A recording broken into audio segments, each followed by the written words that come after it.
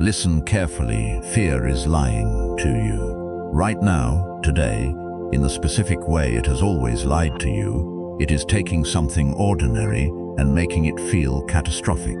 It is taking something uncertain and making it feel fatal. It is taking the unknown, which is simply the future that has not yet arrived, and converting it into a threat so vivid and so immediate and so completely real in your body that you cannot always tell the difference between something that is actually happening and something your mind has constructed from the raw material of your worst possibilities.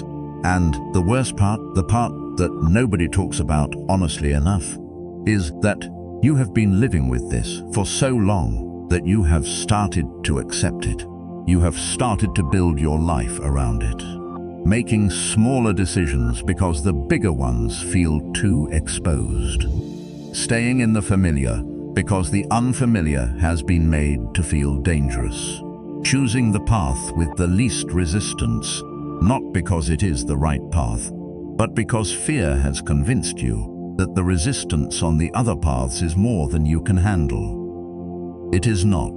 You can handle far more than fear has been telling you. But you will not find that out by waiting for the fear to leave before you begin. The fear does not leave first. The strength comes first, and the strength is built, not found, not given, not arrived at through the right circumstances or the right moment or the right feeling of readiness. Built through specific, daily, deliberate practice, through rituals that train the mind the same way training trains the body, through the kind of disciplined, repeated, unglamorous daily work that the Stoics understood 2,000 years ago, and that modern neuroscience is only now beginning to fully explain. This video is about 5 of those rituals, not 5 tips, not 5 suggestions for when you feel like it, or when the timing is convenient, or when the anxiety has subsided enough to make self-improvement feel comfortable. 5 daily non-negotiable practices that, done consistently, over time, without skipping and without making excuses and without waiting until you feel ready, will fundamentally change the relationship between your mind and your fear, not by eliminating the fear, by building a self that is larger than it, a self that can feel the fear and continue anyway, a self that has been tested and proven and built through the daily practice of doing the hard thing, even when the hard thing was uncomfortable and uncertain and produced no immediate reward. By the time this is over, you are going to understand something about fear and anxiety, and the human mind that changes the way you approach every difficult moment in your life. Not intellectually, practically, in the daily, specific, actionable way that produces the kind of change that lasts. But first, you need to understand what fear actually is, because you have been fighting the wrong thing. You have been trying to defeat an enemy you have fundamentally misidentified, and you cannot win a fight against something you do not accurately see. Fear, in the way most people experience it in the modern world, is not primarily a response to actual danger. It is a response to perceived danger, to the mind's interpretation of a situation as threatening, rather than to the situation itself being objectively threatening. The meeting that might go badly, the conversation that might be difficult, the decision that might produce a result you cannot fully predict, the relationship that might not work, the venture that might fail, the step forward that might be followed by a fall. None of these things are tigers. None of them carry the immediate physical threat that the fear response was designed to protect you from. But the mind, which cannot always distinguish between imagined threat and real threat, fires the same alarm system for both.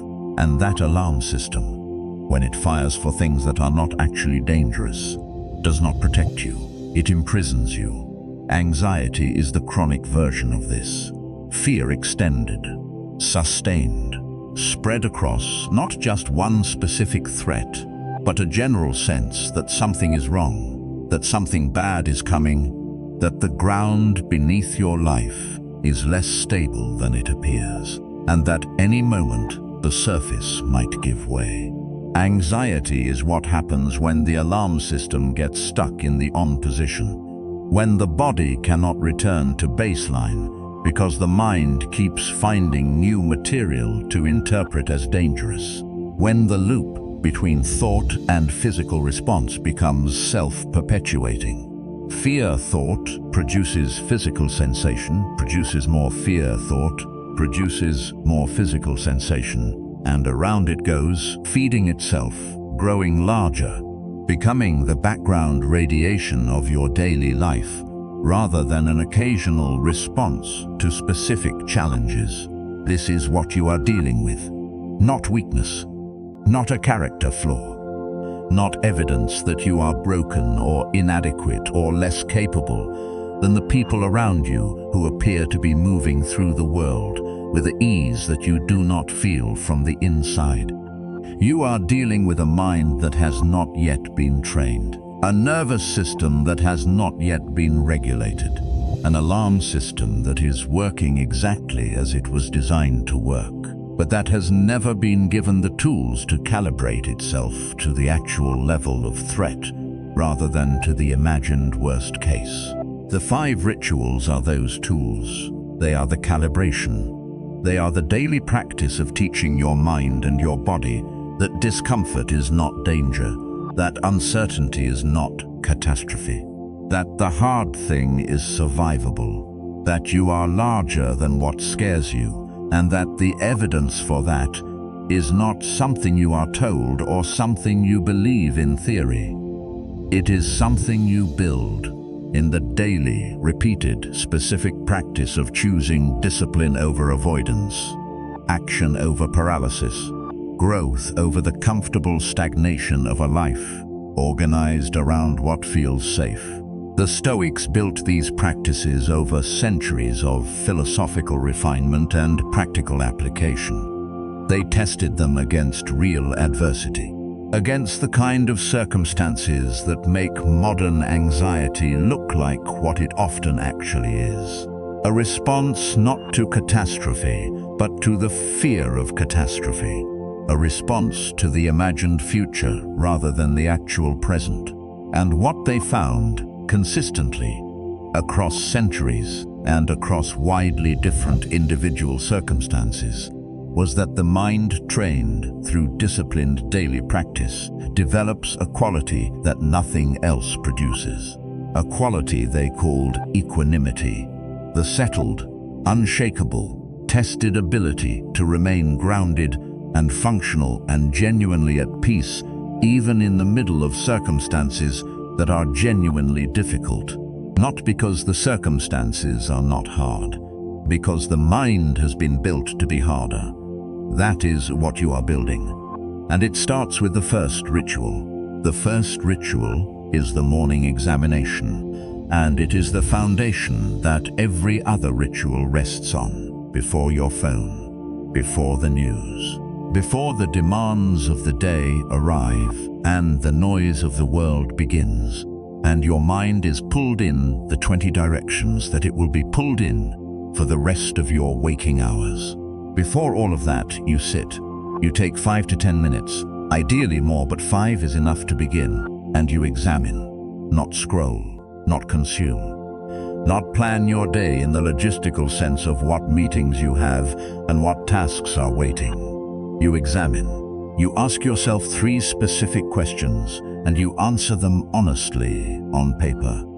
Because writing makes the examination real in a way that thinking alone cannot.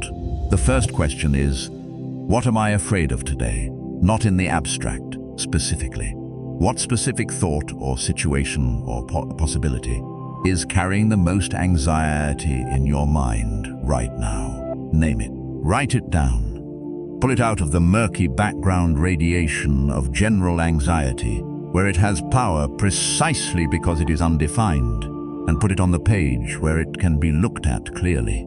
The second question is this fear about something within my control or outside my control? This is the Stoic question. The dichotomy of control that Epictetus identified as the foundation of all wisdom and all freedom.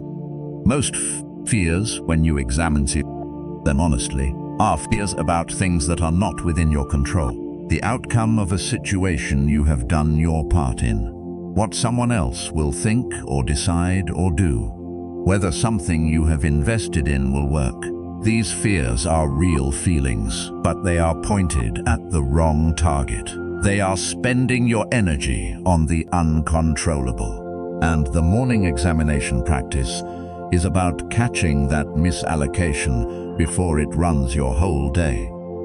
The third question is, what is one thing within my control today that I can do in the direction of what scares me? Not the whole solution, not the complete resolution of the fear. One thing, one step, one action that is entirely within your power and that moves you toward the thing rather than away from it. Because movement toward what scares you is the only thing that teaches your nervous system the truth. That what scares you does not destroy you. That the approach produces discomfort and not catastrophe. That you are capable of taking the step and remaining standing. Marcus Aurelius did a version of this every morning. His journals, the meditations, are essentially the record of a man who sat down every morning and examined himself, his fears, his failures, his tendencies toward avoidance and reactivity and comfort. He wrote them down. He questioned them. He reminded himself of what was within his power and what was not. And then he got up and went and governed an empire. Not because the examination made everything easy, because it made him clear. And clarity is the most powerful antidote to anxiety that exists.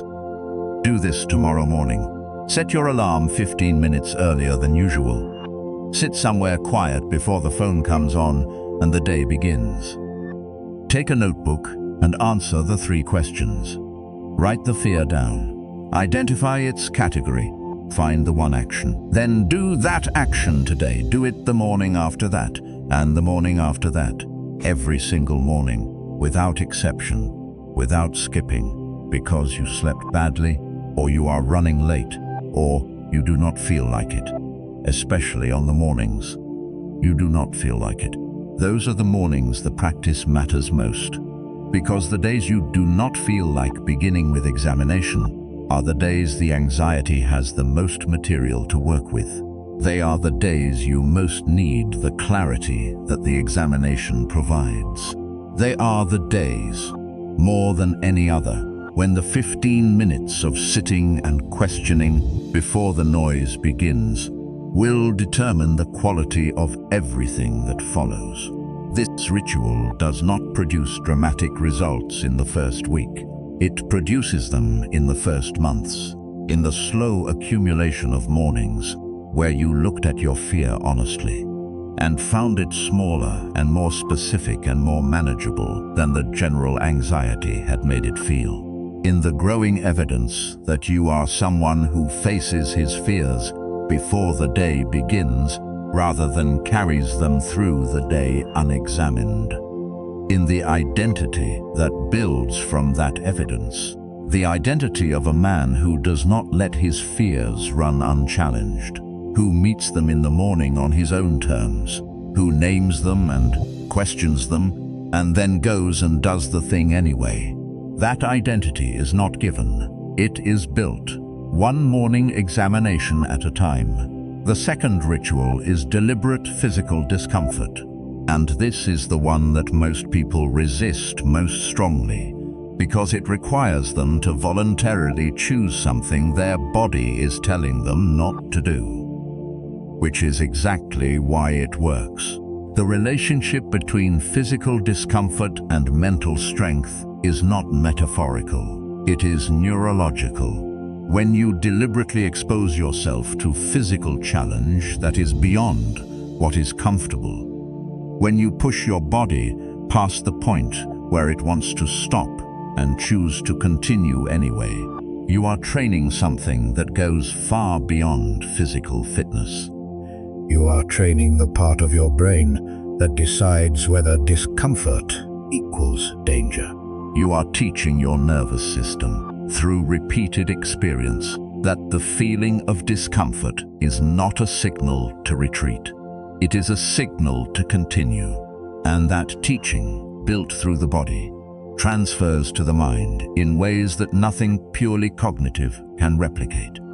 This is why the Stoics practiced voluntary hardship, why they chose difficulty deliberately rather than waiting for it to arrive, why Seneca would periodically live as though he had lost everything, eating simple food, wearing rough clothing, sleeping without comfort, not because he had to, but because he wanted to know the truth about himself, the truth that his peace did not depend on his comfort, that he could endure more than his comfortable life was asking of him, that the discomfort was survivable, and that surviving it produced a quality of confidence that no amount of comfortable success could generate.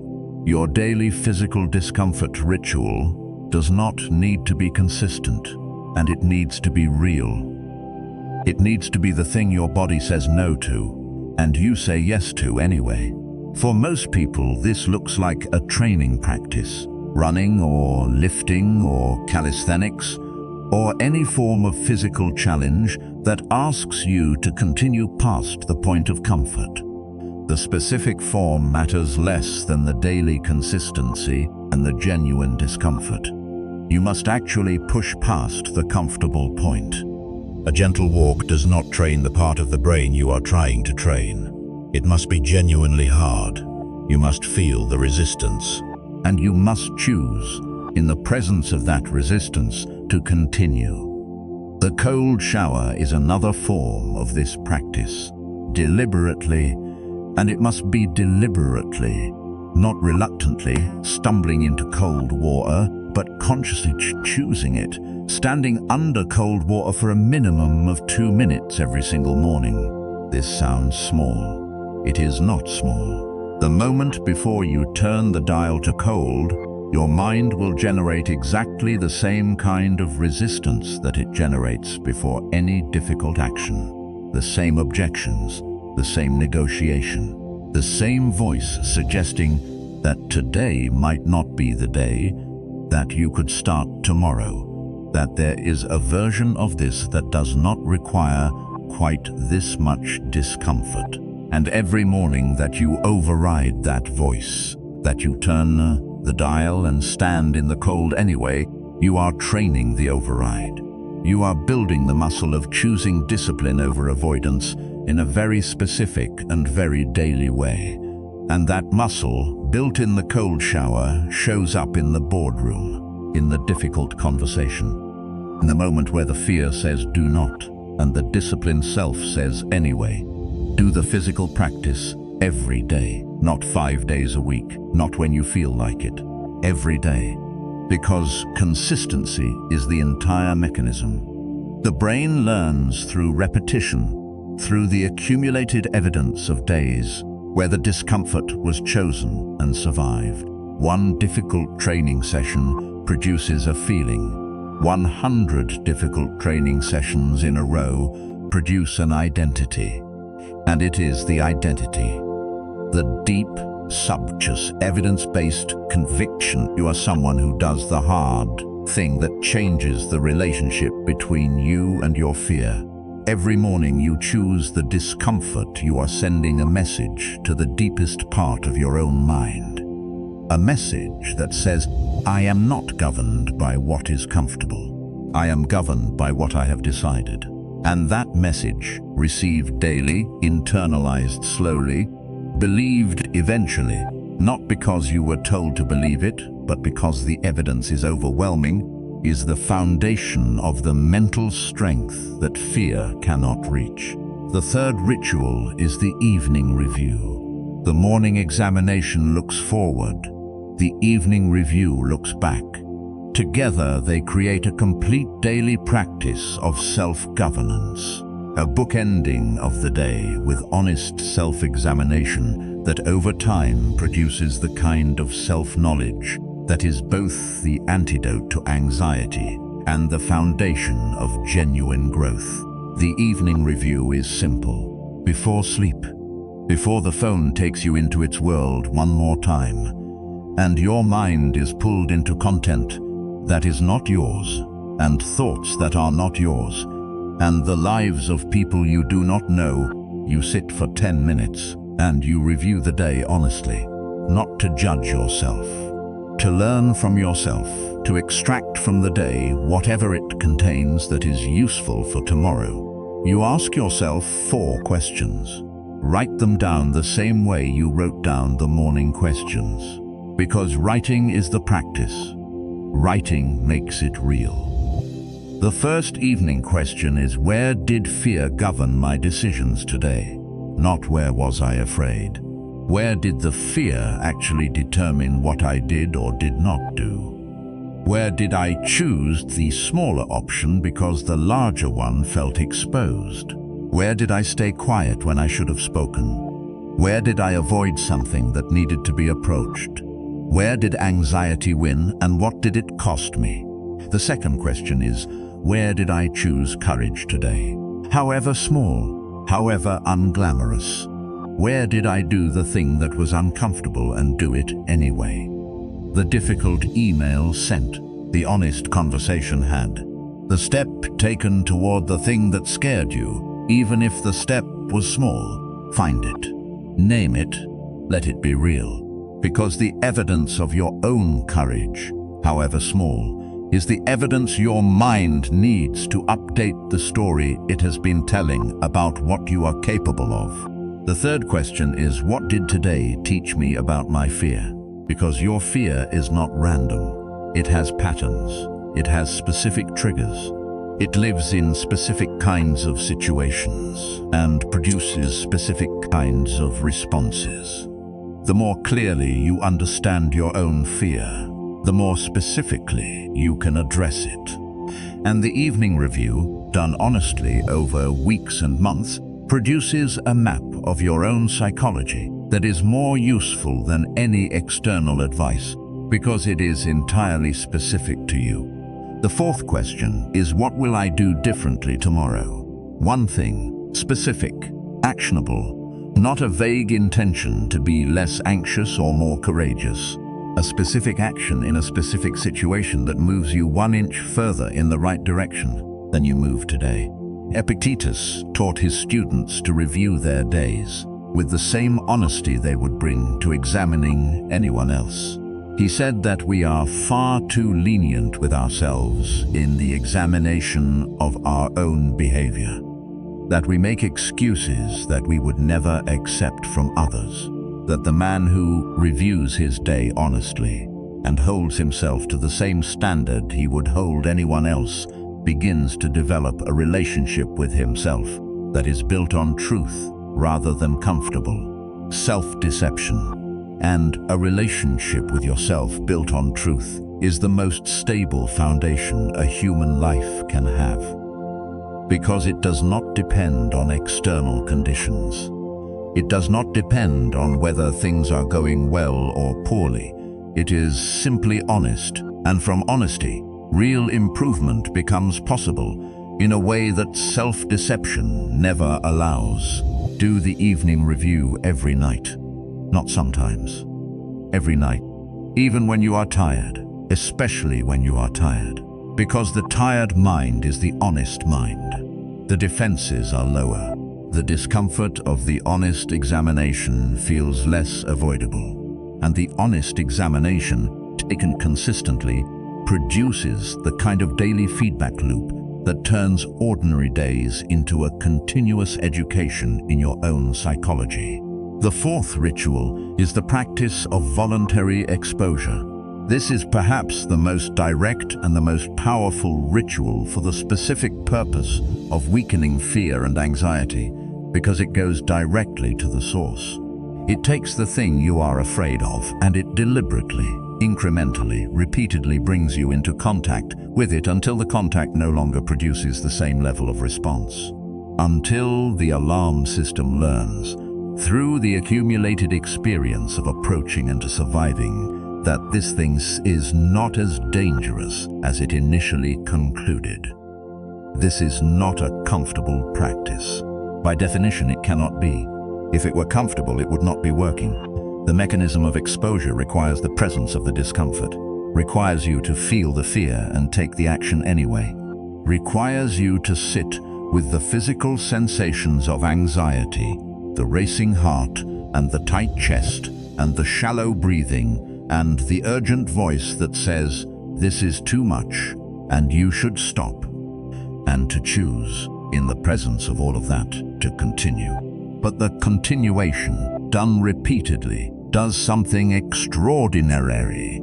It teaches the nervous system the truth. The truth that the alarm was disproportionate, that the thing felt more dangerous than it is. That approach does not produce catastrophe.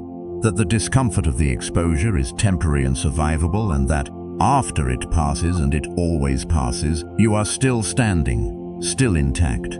In fact, more intact than before, because you have added another piece of evidence to the growing file that says you are larger than what scares you. Make a list.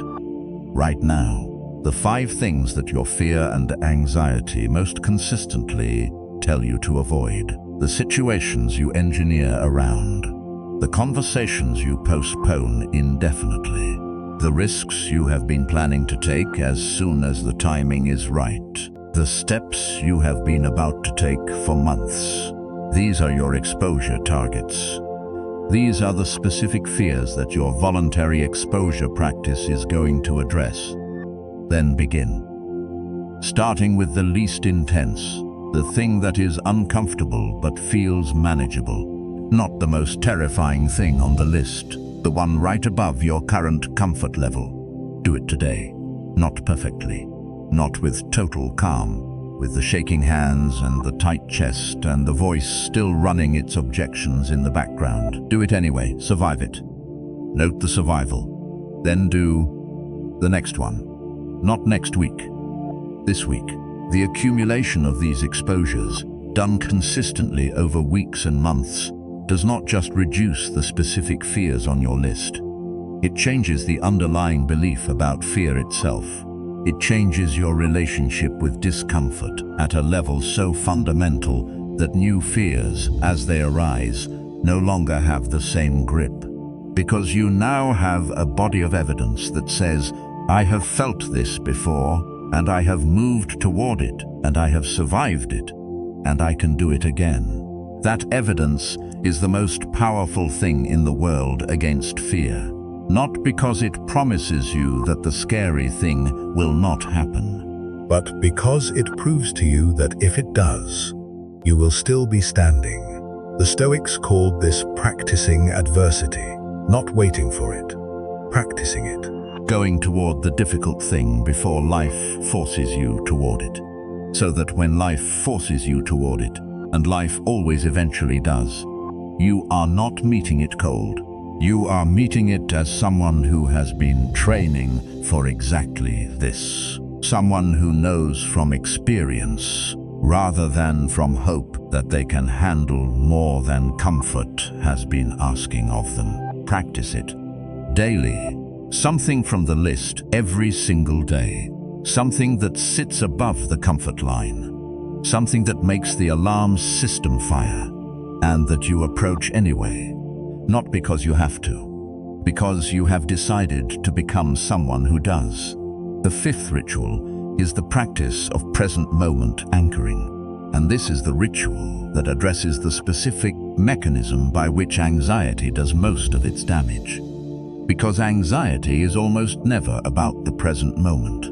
It is almost never about what is actually happening right now in the space you are physically occupying. It is about what might happen, what could go wrong, what the future contains, what the past meant, and what that meaning predicts about the future. It lives in time, in the movement of the mind away from now and into the constructed world of what if. And the present moment, the actual sensory reality of right now, is the one place anxiety cannot follow. Not because the present moment is always comfortable, but because the present moment is real, and anxiety is a response to what is imagined rather than what is real, and the two cannot fully coexist in the same awareness. When you are completely present, completely in your body, completely in the sensory experience of what is actually happening right now, there is no room for the constructed future that anxiety requires to sustain itself. The practice of present moment anchoring is the daily, repeated discipline of returning to now, not staying there permanently, returning again and again, as many times as the mind leaves, which will be many times you bring it back, not with frustration, not with judgment about how many times it has wandered, simply with the calm, practiced act of noticing that you have left the present and returning to it. The tool you use to return is sensation, physical, immediate, undeniable sensation, the feeling of your feet on the floor, the specific texture of what you are touching, the weight of your own body in the chair or on the ground, the sound of what is actually in the room rather than the sound of the thoughts running in your head, the quality of the air on your skin, the specific visual details of the space directly in front of you. These sensations are real. They are happening now. They are not subject to interpretation or anticipation or the anxious construction of worst-case scenarios. They simply are, and the mind that is attending to them is attending to reality rather than to the constructed future that anxiety manufactures. Build this practice into the moments when anxiety is highest. When you feel the physical sensations of anxiety arriving, the chest tightening, the heart accelerating, the breathing shallowing, instead of following the anxious thought that produced them, drop your attention into sensation. Feel your feet, feel the ground, look at the room, name 5 things you can see, 4 things you can physically touch, 3 sounds you can actually hear right now in the present moment, 2 things you can smell, 1 slow, full, deliberate breath. This practice, done in the moment of anxiety, is not a cure. It is a redirect, a deliberate choice to move your attention from the constructed threat of the imagined future to the actual reality of the present moment. And in the present moment, almost always, the threat is manageable. The present moment is rarely as bad as the anxious mind has been making it. It is the future that anxiety makes catastrophic. The present that, when attended to honestly, is usually survivable, usually okay, usually much closer to manageable than the alarm system has been suggesting. Over time, with the daily practice of this anchoring, relationship between anxiety and the present moment begins to shift. The mind that has been trained to return to now develops the habit of noticing more quickly when it has left. The gap between the anxious thought arriving and the return to sensation shortens. The hold that the constructed future has on the present experience loosens. Not completely, but enough to function, enough to act, enough to do the thing that needs to be done in the present moment, rather than being paralyzed by the thing that might need to be done in the imagined future. The Stoics understood this in their own language. Marcus Aurelius wrote repeatedly about the importance of attending to what is before you. Not the whole of your problem at once, not the entire weight of the challenge. What is before you right now, the single action available in this single moment. Attend to that. Do that, then attend to the next thing, and the next.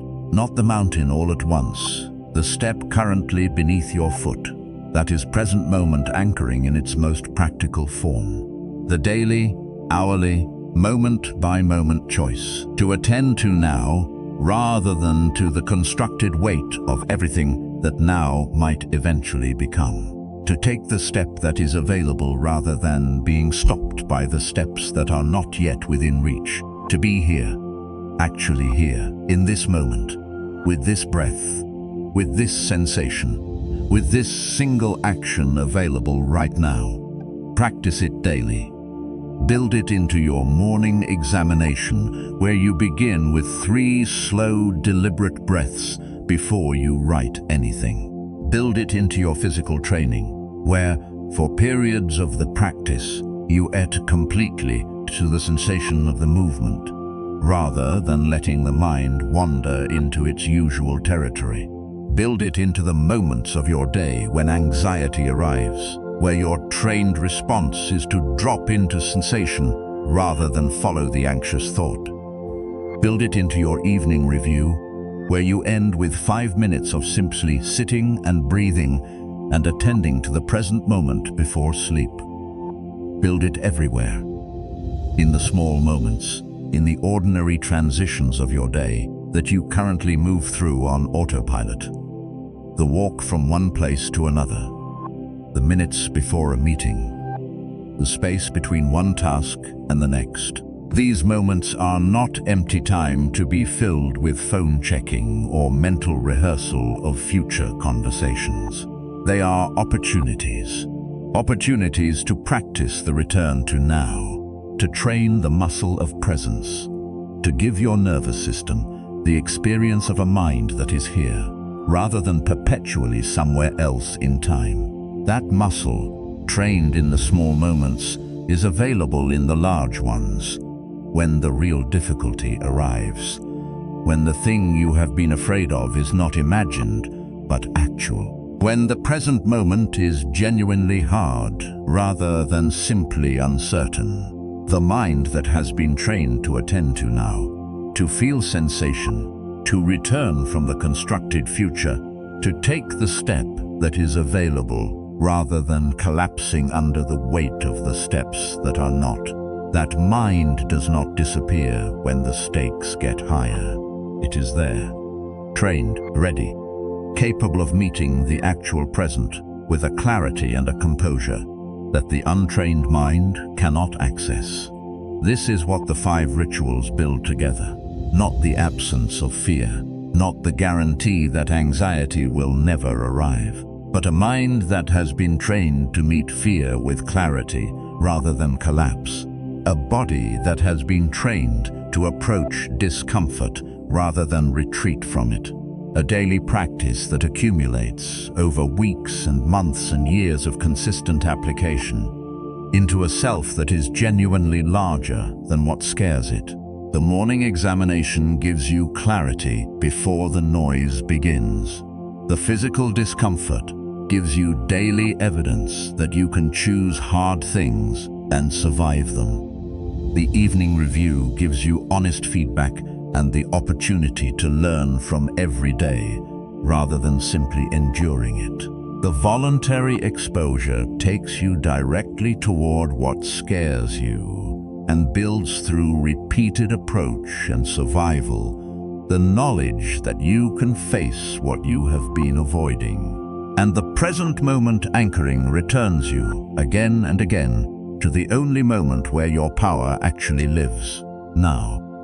Together, these 5 rituals are not 5 things you add to your life. They are a complete daily architecture of self-governance.